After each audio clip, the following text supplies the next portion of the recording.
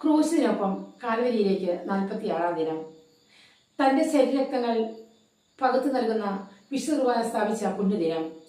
ആ ശരീരരക്തങ്ങൾ വാഴ്ത്തി വീഴ്ച നൽകാൻ പൗരോഹിത്യത്തെ സ്ഥാപിച്ച വിശുദ്ധ ദിനം. ലോകാവസാനം വരെ ഞാൻ നിങ്ങളോട് കൂടി ഉണ്ടായിരിക്കുമെന്ന് പറഞ്ഞവൻ വാക്കുപാലിച്ച വിശ്വസ്ത ദിനം. കൊടുങ്കാറ്റിനെ പോലെ ശാന്തമാക്കിയവൻ ഒരു ചെറുകാറ്റിൽ പാടിപ്പറന്നു പോകുന്ന ഗോതമ്പത്തിന്റെ രൂപത്തിൽ നമ്മളിലേക്ക് ഇറങ്ങി വരാൻ അപ്പത്തോളം ചെറുതായ പവിത്ര ദിനം. നെഞ്ചുപിടിയുന്ന വേദനയോടെ ഗത്സമനിൽ ആരംഭിച്ച് ഗാഗോത്ത അവസാനിച്ച ആ കുർബാനയർപ്പണം ഇന്നും നെഞ്ചുപിടിയുന്ന ആ വേദനയോടെ അതിൽ പങ്കുചേരാൻ നിങ്ങൾക്ക് സാധിക്കുന്നുണ്ടോ എന്ന ചോദ്യം കൂരമ്പ് പോലെ നമ്മൾ ഓരോരുത്തരുടെയും ഹൃദയത്തിലേക്ക് ആഴ്ന്നിറങ്ങുന്ന ദിനം പെസഹ ദിനം.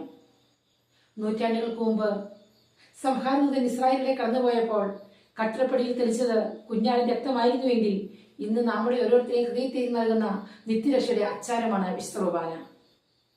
നമ്മളെ ഓരോരുത്തരെയും നിത്യമരണത്തിൽ നിന്നും കൈപിടിച്ചു നിർത്തി നിത്യരക്ഷയുടെ തുറമുഖത്തേക്ക് അനയിക്കുന്ന അച്ചാരം വിശുദ്ധ കുർബാന. ഇന്ന് പെസഹ തിരുനാള്. മരണത്തിലെ കനൽചിത മനസ്സിലെരിയുമ്പോൾ മാളികമുറിയിൽ വിരുന്നൊരുക്കുന്നു. ആ വലിയ മാളികമുറിയിൽ വിരുന്നൊരുക്കിയപ്പോൾ ക്രിസ്താനുഭവത്തെ ഒരപ്പത്തിന്റെ രൂപത്തിൽ ഒളിപ്പിച്ച രാത്രിയാണ് പെസഹ തിരുനാള്. ചതിയ ചുംബനം ഗുരുവിന് സമാനമായി കൊടുത്ത ഒറ്റുകാരനും സ്നേഹത്തിന്റെ കനൽ കാസിയിൽ മുക്കിക്കൊടുക്കുന്നു.